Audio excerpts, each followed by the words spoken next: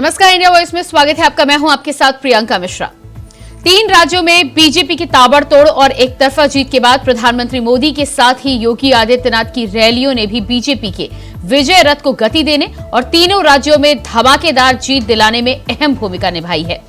योगी की रैलियों के स्ट्राइक रेट की बात करें तो 57 रैलियों में 90 उम्मीदवारों में से 40 ने जीत का स्वाद चखा है, जिसके बाद अब योगी की सभा को जनता के मन तक पहुंचाने का श्योर शॉट तरीका माना जा रहा है, क्योंकि जहां जहां योगी जाते हैं बीजेपी की जीत का परचम लहराते हैं।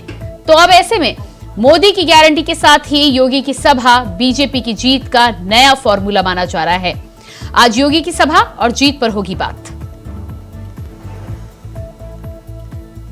तो लगातार जिस तरह से प्रधानमंत्री मोदी के साथ ही साथ योगी की रैलियों के स्ट्राइक रेट पर भी अब चर्चा की जा रही है। इससे पहले कई बार सवाल भी उठते थे कि मुख्यमंत्री योगी आदित्यनाथ को स्टार प्रचारकों की लिस्ट में शामिल किया जाता है और तेलंगाना में उस तरह की सफलता बीजेपी के खाते में नहीं आई थी। लेकिन एक बार फिर से 3 राज्यों की जीत ने इस बात को पक्का कर दिया है कि योगी जहां भी जाते हैं भारतीय जनता पार्टी की झोली में जीत लेकर आते हैं।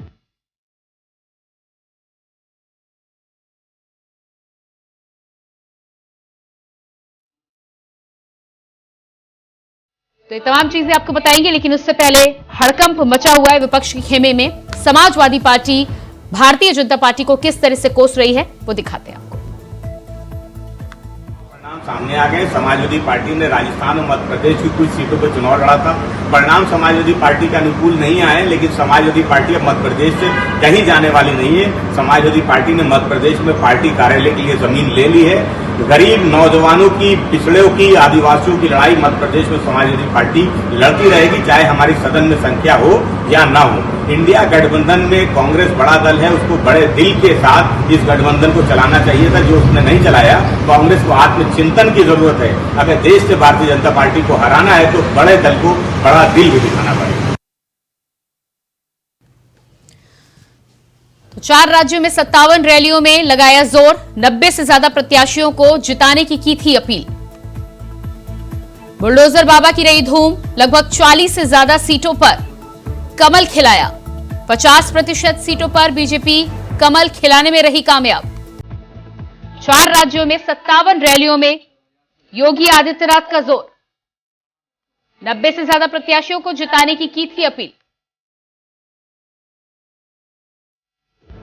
लगभग 40 से ज्यादा सीटों पर खिलाया कमल, 50% सीटों पर बीजेपी कमल खिलाने में रही कामयाब।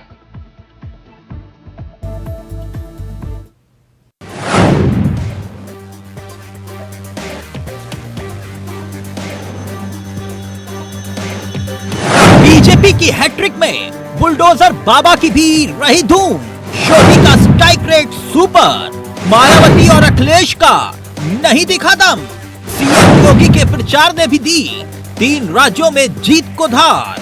तो आखिरकार 4 राज्यों में विधानसभा चुनाव के नतीजों के बाद बीजेपी के खाते में 3 राज्य एक तरफा आए। तो ऐसे में सवाल उठा कि क्या सीएम योगी आदित्यनाथ के प्रचार ने सियासी फिजाओं का रुख बीजेपी की तरफ मोड़ने का काम किया। इन 3 राज्यों में बीजेपी ने राम मंदिर के निर्माण और राम लला की प्राण प्रतिष्ठा के आयोजन को भी चुनावी एजेंडे में रखा था और सीएम योगी उस सियासी एजेंडे के सबसे बड़े मुखर चेहरे थे।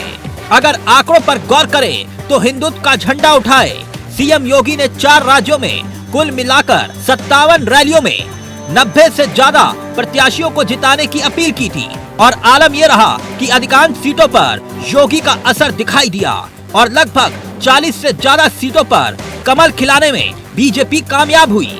इतना ही नहीं, तेलंगाना में पार्टी भले ही दहाई के नीचे रही हो, लेकिन बीजेपी उम्मीदवार ने सीएम केसीआर को मात देकर चौंका दिया। बीजेपी की जीत को धार देने में सीएम योगी आदित्यनाथ के प्रचार की सबसे बड़ी भूमिका रही। विकास की योजनाओं के साथ ही राष्ट्रवाद, हिंदुत्व के मुद्दे को मुखरता से उठाना भाजपा को रास आया। यूपी में योगी ने जहां जहां चुनावी सभाएं की, उसमें लगभग 50% सीटों पर बीजेपी कमल खिलाने में कामयाब रही। मध्य प्रदेश, राजस्थान, छत्तीसगढ़ से लेकर तेलंगाना तक योगी भाजपा के स्टार प्रचारकों की लिस्ट में सबसे ऊपर रहे। जहां मोदी के बाद सबसे ज्यादा डिमांड योगी की रही। भले ही यूपी में बैठकें, दौरों और बड़े आयोजनों के बीच योगी आदित्यनाथ ने चुनावी राज्यों में संगठन के निर्देश पर प्रचार किया, न सिर्फ प्रचार किया बल्कि जीत की गारंटी एक बार फिर से योगी आदित्यनाथ बने। आंकड़ों पर गौर फरमाएं तो योगी आदित्यनाथ ने मध्य प्रदेश में 29 सीटों पर प्रचार किया था। इसमें से 22 सीटों पर बीजेपी को जीत मिली।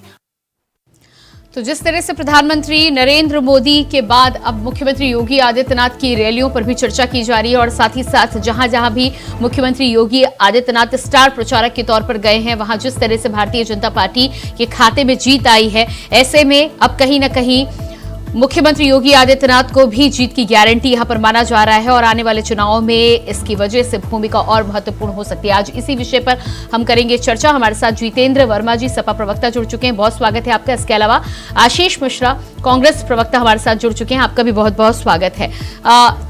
आशीष जी, सबसे पहला सवाल यहां पर आपसे ही, भारतीय जनता पार्टी को जिस तरह से ताबड़तोड़ जीत 3 राज्यों में मिली है, राजस्थान, मध्य प्रदेश और छत्तीसगढ़, तीनों की यदि हम बात करें तो जिस तरह से प्रधानमंत्री नरेंद्र मोदी को तो उसका श्रेय दिया जा रहा है, लेकिन हर बार जब सवाल होते थे तो आपका कहना होता था कि मुख्यमंत्री योगी आदित्यनाथ जहां जाते हैं लुटिया डुबाते हैं। आपकी वो बात अब झूठी साबित हो गई।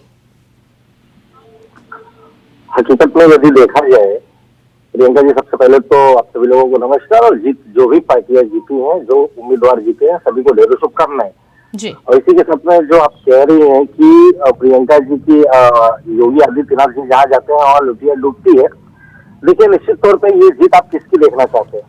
ये आदरणीय नरेंद्र मोदी जी की जीत है, क्योंकि वो तो अकेले कहते हैं कि मैं अकेला सब पे भारी, मेरा ही चेहरा जहाँ जाते थे वो मुझे लगता है कि कुछ दिनों में ऐसे हालात आ जाएंगे, ग्राम पंचायत के चुनाव में जाएंगे और कहेंगे कि मेरा चेहरा देखो और मुझे देख के वोट दो। और जब जवाबदारी की बात आएगी, यदि कोई चीजें होती है कैंडिडेट के पास, लोग जाके अपनी शिकायतें करते हैं, आशीष जी, तो वो कैंडिडेट जी। आशीष जी, लेकिन सपा ने तो आपको समझाने की कोशिश की थी, तब आपको समझ नहीं आया था।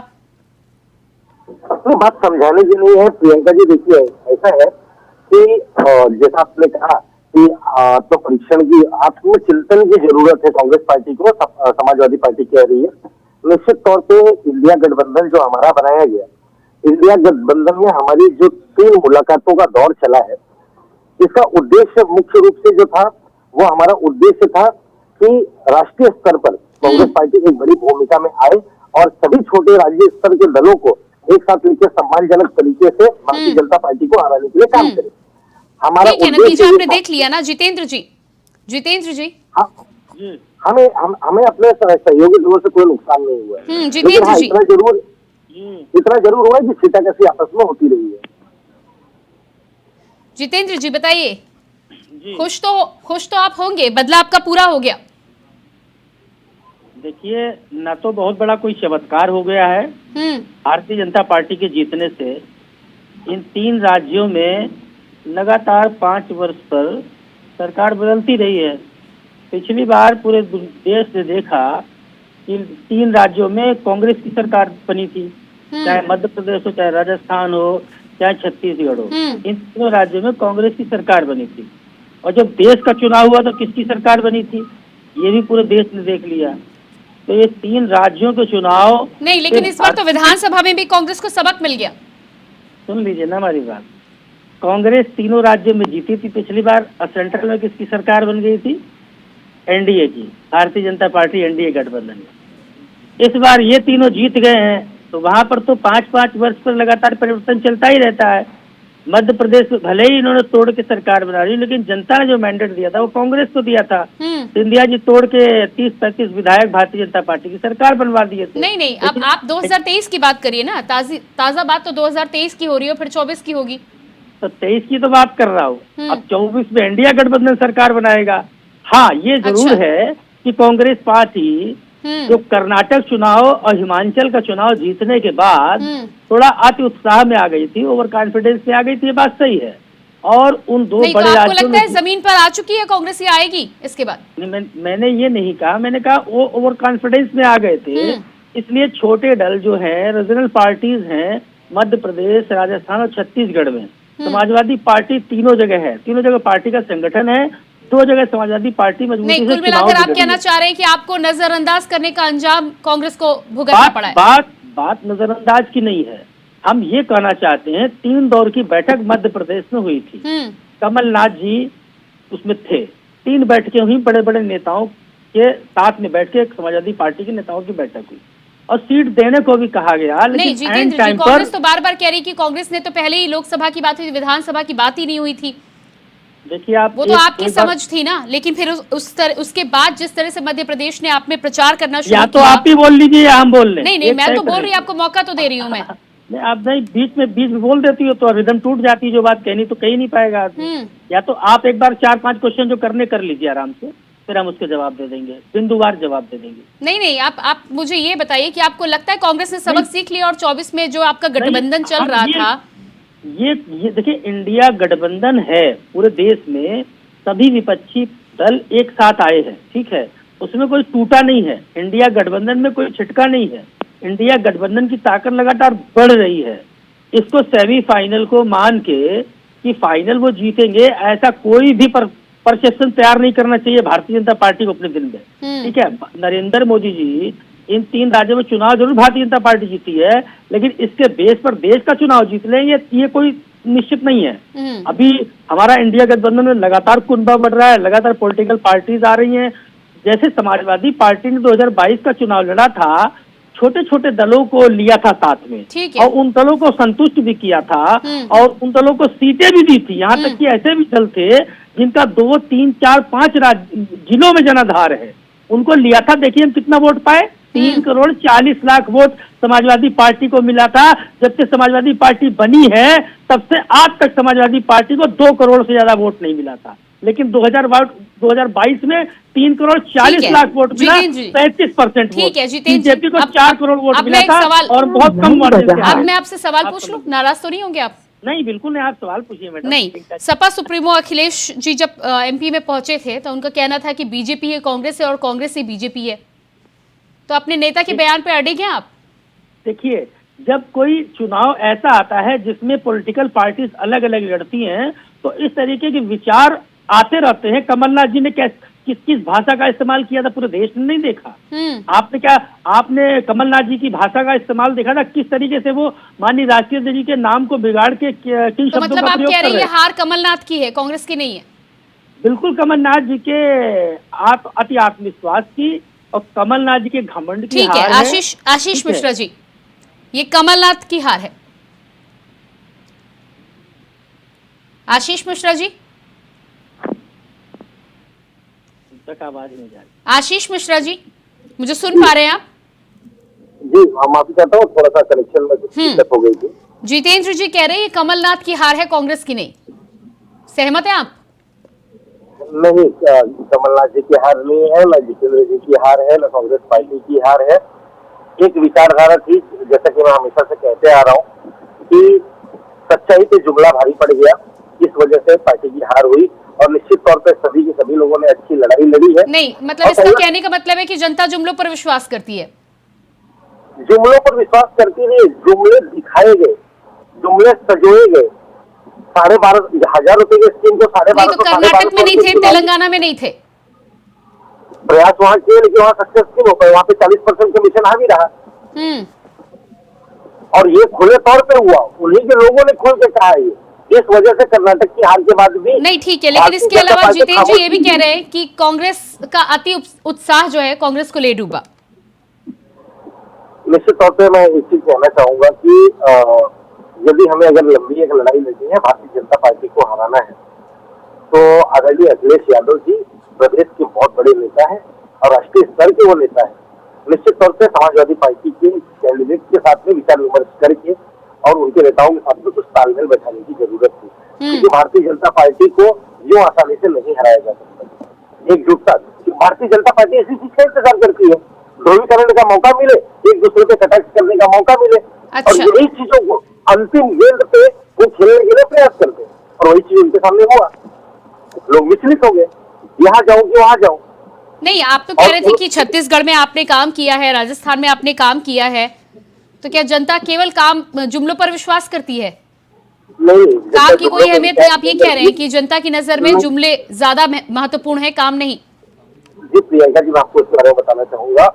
आदरणीय नरेंद्र मोदी जी ने संवैधानिक पद पर बैठकर सरकारी संस्थाओं का जितना दुरुपयोग करना था और चुनाव के समय जितनी छवि बिगाड़नी थी, इनकम टैक्स, सीबीआई, ईडी, धनाधन सब यहाँ पे रोज कार्रवाइयां चलती थी। मैं आपके चैनल पे लिख के देने को ये बात तैयार हूँ कि आज के बाद जितनी जांच हुई थी उनके ऊपर कोई कार्रवाई नहीं हुई।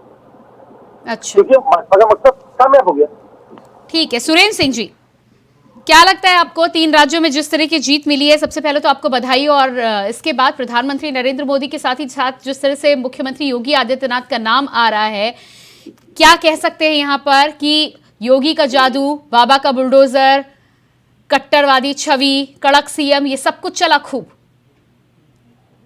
प्रियंका जी देखिए, बधाई आपको भी, आप लोगों ने भी बहुत मेहनत किया और देश की जनता को बहुत बधाई कि उन्होंने सच्चाई को आगे रख के जो है वोट डालने का काम किया। ये जो जुमलेबाज है, ये जो घमंडिया गठबंधन के लोग अभी जो ज्ञान बांट रहे हैं आपके चैनल पे, क्योंकि इनको याद नहीं है 16 ऐसे प्रदेश है जहाँ इनकी एक भी एमपी नहीं है। ये मिश्रा जी से पूछिए, 16 ऐसे एमपी है जहाँ एक भी इनकी लोकसभा के सदस्य नहीं है। कुछ ऐसे प्रदेश हैं जहाँ पर छिटपुट इनके विधायक भी एक भी नहीं है विधायक। और जिस प्रदेश में रह के ये बात कर रहे हैं, जिस प्रदेश की बात कर रहे हैं अभी आपके चैनल पे, उस प्रदेश में कांग्रेस की जनादेश कितना है? 1% है। और इनकी नेता जो है प्रियंका गांधी जी कहती थी कि मैं लड़की हूँ, मैं लड़ सकती हूँ। कितने बार प्रदेश आए हैं वहाँ की लड़कियों को देखने के लिए? वहाँ की माँ बहन के साथ कितने दिन आए हैं? 2022 के बाद एक बार भी नजर नहीं आई उत्तर प्रदेश के अंदर। लेकिन वो तो कह रहे हैं कि आपके जुमलों की वजह से जीत मिली है आपको। वो तो देखिए, वो तो जनता तय करेगा ना कि इनके कहने से होगा। इनके जितने भी नेता हैं सबके सब झूठ बोलने वाले। और के माध्यम से मैं अगर मेरे बड़े भाई सुरेंद्र सिंह से एक सवाल पूछना चाहूंगा कि जितना उनको पूछिएगा, 400 रुपए गैस सिलेंडर किस दिन से लागू कर रहे हैं? जितेंद्र जी की बात रही, जितेंद्र जी भी अभी कह रहे हैं कि हमारी गठबंधन बहुत मजबूत है, हमारी गठबंधन ऐसा है वैसा है। अगर इतना ही इनको भरोसा था अपने गठबंधन के ऊपर, मध्य प्रदेश में ये छोड़ देते। कांग्रेस को हराने का काम तो समाजवादी पार्टी ने किया। भाजपा तो 51% की लड़ाई लड़ी है, बाकी तो सब लड़ाई जो है समाजवादी पार्टी ने नैया डुबा दी कांग्रेस की। और कह रहे हैं कि मैं तो कांग्रेस का इंडिया गठबंधन के साथ हूँ। और कह रहे हैं कि देश का सबसे बड़ा नेता अभी मिश्रा जी कह रहे हैं कि अखिलेश यादव जी है, राहुल गांधी जी है। देश की जनता ने नकार दिया, इनको पूछने वाला कोई नहीं है देश के अंदर। इस बात को आप जान लीजिए। इस प्रकार से ये लोगों को गुमराह करने का काम किया है, हमारे युवा साथी को गुमराह करने का काम किया है। आज लोगों को विकास चाहिए, आज लोगों को रोजगार चाहिए, आज लोगों को देश का नाम रोशन हो ये चाहिए। आज जो है प्रदेश जो है बात सुरेंद्र सिंह जी, आशीष जी, सुरेंद्र जी कह रहे हैं कि आपको हराने का काम तो समाजवादी पार्टी ने किया है। जी बिल्कुल नहीं, समाजवादी पार्टी ने खुद को लड़ने का काम किया है, खुद के दम पर लड़के अपनी शक्ति दिखाने का काम किया है। उससे समाजवादी पार्टी तो आप ये बात मानते हैं कि एमपी में समाजवादी पार्टी से आपको कोई हार नहीं मिली है? कोई समाजवादी पार्टी का कोई रोल नहीं रहा है? जिस तरह से सपा सुप्रीमो वहां पे 75 सीटों पर प्रचार प्रसार कर रहे थे, हालांकि समाजवादी पार्टी को खुद जनता ने, मध्य प्रदेश की बात की जाए तो 0.43% वोट ही मिला है आपको। आपसे कहीं ज्यादा जितेंद्र जी बसपा का वोट शेयर है चुनाव में, यदि बात की जाए तो। प्रियंका जी, मैं आपको बताना चाहूंगा कि समाजवादी पार्टी हो या बहुजन समाज पार्टी हो, निश्चित तौर पे इंडिया अलायंस जब हमारा गठबंधन बना है उसका एक उद्देश्य है। हमें ये चीज पता था कि हम मध्य प्रदेश में एक बड़ी पार्टी है, आदरणीय कमलनाथ जी की शक्ति है, लोगों के बीच में उन्होंने जाके लोगों की भलाई के लिए हमेशा मुद्दा उठाया है। ये लोग रोजगार की बात कर रहे हैं सुरेंद्र सिंह जी, आदरणीय नरेंद्र मोदी जी से पूछ लीजिए, एक बार रोजगार का रस कह के दिखा दे, हो ही नहीं सकता। आशीष जी, उनको तो मैंडेट मिला है। आपकी वोट शेयर की मैं बात करूं तो 7% जिस तरह से वोट शेयर घटा है, उसमें आपने 48 सीटें गंवाई हैं। तो जनता का मैंडेट तो आप देख पा रहे हैं ना, इस बार सबसे ज्यादा वोटिंग हुई है मध्य प्रदेश की, यदि मैं बात करूं तो। जी मैं बताना चाह रहा हूँ आपको, चुनाव के ठीक पहले ₹1250 रुपया खाते में डालना, इन्होंने बदल दिया है चुनाव का। नहीं तो ये काम तो ये आशीष जी, ये काम तो आपने छत्तीसगढ़ में किया था ना। सुरेंद्र जी जवाब दीजिएगा। आरोप लगा के लोगों ने क्या किया, ईडी सीबीआई के माध्यम से क्या किया है लोगों ने? सिर्फ छवि को खराब करने का काम किया। अरे भाई आपने हमारे कितने वोटों से हारे हैं वो? राजस्थान की तरफ आप आ जाओ। राजस्थान में कितने आपने कानून व्यवस्था के नाम पे कितने माँ बहन बेटियां के साथ अत्याचार किया आपने? हमारे कन्हैया लाल जी को किसने मरवाने का काम किया? उन्नाव भूल गए, उन्नाव भूल ये गए, सारी चीजें ये देश की जनता तो देख रही है ना। सहारनपुर भूल गए, कानपुर भूल गए, सोनभद्र भूल गए, महिलाओं की आपके ही सांसद रह चुके स्वामी चिन्मयानंद जी, आप पता है आपको? आप लोगों ने तो बचाने का काम किया था कुलदीप सेंगर को भी। आदरणीय राहुल गांधी जी, प्रियंका गांधी जी जा रहे थे। नहीं आशीष जी सुरेंद्र जी इन 3 राज्यों की बात करें, क्योंकि आप एक दूसरे राज्यों पे यदि जाएंगे तो फिर बहुत राज्यों की बात निकलकर सामने आएगी। आशीष जी, मध्य प्रदेश में आप कह रहे हैं कि जिस तरह से आखिरी समय पे योजना का उन्होंने लाभ उठाया, आपने भी तो छत्तीसगढ़ और राजस्थान में योजनाएं चलाई थी ना, 15,000 देने की बात की थी ना, लेकिन जनता ने वहां पर नकारा है आपको।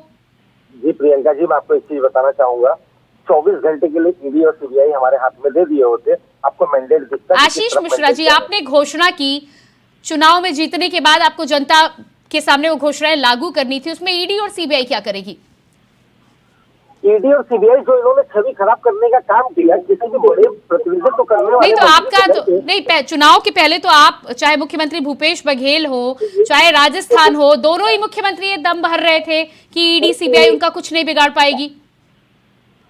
जी देखिए, बिल्कुल, लेकिन केंद्रीय एजेंसियां जो वेटो पावर होता है उनके हाथों में, कहीं न कहीं राज्य सरकार वहां नतमस्तक होती दिखती है, आपको भी ये चीजें पता है। और जहाँ पे ईडी सीबीआई का खेल नहीं चला, वहाँ पे इन लोग की हालत तो ये पतली थी कि केंद्रीय मंत्रियों को उनको उतारना पड़ा, और कुछ केंद्रीय मंत्री घर बैठ गए इनके। ये भी नतीजे का ही परिणाम है। नहीं, ईडी सीबीआई की तो आप बात कर रहे हैं, लेकिन आपको नहीं लगता कि जिस तरह से इंडिया गठबंधन में बहुत जोर शोर के साथ, धूम धड़ाके के साथ आप लोग एक साथ आए थे, और उसके बाद मध्य प्रदेश में जिस तरह से एक दूसरे से तू मैं की लड़ाई करते नजर आए, उसका क्या कोई असर नहीं होता जनता पर? देखिए, ये स्वाभाविक तौर पे कि यदि पार्टी में कहीं पे भी अंतरकलह होगी तो परिणाम उसका पार्टी को भुगतना पड़ता है, और ये चीजें मैं मानने के लिए तैयार हूँ कि हम लोगों के पार्टियों के बीच में जो अंतरकलह का विवाद चला, निश्चित तौर पे पार्टी के प्रति लोगों में असमंजस की स्थिति हुई, जिससे हमें नुकसान हुआ। नहीं होना चाहिए था ऐसा, लेकिन आला कमान ने हमारे वो चीजों को समझौता करा के आगे। तो आप ये मान रहे हैं कि आपको सबक मिला है चुनाव में? अब जनता ने जो जनादेश दिया है वो सलाखों पे, और आगे इसे सीख लेके हमको आगे बढ़ने की जरूरत है। और आज के डेट में मुझे ऐसा लगता है कि युवा प्रतिनिधित्व की देश की जरूरत है। जितेंद्र जी, मुझे लगता है अब आपका बदला पूरा हो गया होगा। जो आप कहलाना चाह रहे थे कांग्रेस से, आशीष जी वो कह रहे हैं। नहीं, ऐसी कोई सोच समाजवादी पार्टी की नहीं है, वो हमारे गठबंधन के साथी हैं। कांग्रेस पार्टी देश की बड़ी राष्ट्रीय पार्टी है, और देश में 2 ही राष्ट्रीय पार्टी कायदे से बहुत बड़ी पार्टी, भारतीय जनता पार्टी और कांग्रेस पार्टी। और जब बड़ा दल होता है उसकी बड़ी जिम्मेदारी भी होती है। आपने बीजेपी को देखा है, वो छोटे छोटे दलों को लेके एडजस्ट कर लेते। इसमें थोड़ी सी दिक्कत हुई कि हाँ, रीजनल पार्टी को उन स्टेट्स में एडजस्ट करना चाहिए था, बाकी कोई बहुत बड़ा नहीं। तो जितेंद्र जी, ये बात आपको पहले नहीं समझ में आई थी? वोट शेयर की भी जिस तरह से मैं बात करूं तो पिछली बार तो आपका फिर भी 1.30% था, इस बार 0.43% यहाँ पर सामने आया है। तो ये बात जब आप जानते थे तो फिर ये तू मैंने क्यों शुरू की थी आपने? आपको भी वहां पर फिर समझना चाहिए था ना। देखिए, कोई भी पॉलिटिकल पार्टी, हमारा उत्तर प्रदेश में बड़ा दल है और कई राज्यों में हमारे विधायक हैं, कई राज्यों में हमारी पार्टी का विस्तार है। तो हर दल कोई भी चुनाव किसी भी स्टेट में आए चुनाव लड़ता है। अगर नहीं मैनेजमेंट बनता है, नहीं अगर गठबंधन बनता है, तो वो दल भी चुनाव लड़ता है, सबका चुनाव लड़ने का अधिकार है। और कई सीटों पर हम 40-50 हजार वोट भी पाए हैं, कई सीटों पर 26,000 30,000 वोट हम लोग पाए हैं। नहीं, यूपी में तो आपका, मान लीजिए यूपी में आपका वर्चस्व ज्यादा है, तो कांग्रेस वहां पर एडजस्ट करने को तैयार थी और हमेशा से इस बात को कह रही थी। लेकिन मध्य प्रदेश में जब कांग्रेस ने अंदाजा लगाया और विधानसभा की बात भी नहीं हुई थी, तो आप नाराज हो गए, सपा सुप्रीमो भी नाराज हो गए। नहीं, कोई नाराजगी राजनीति में नहीं होती। सब लोग अपनी अपनी सहभागिता करते हैं बाकी भारतीय जनता पार्टी इतना ज्यादा उत्साहित ना हो, इतने बड़े तिलिस्म वाले और मोदी के जादू करते तो हिमाचल कर्नाटक चुनाव क्यों हार गए?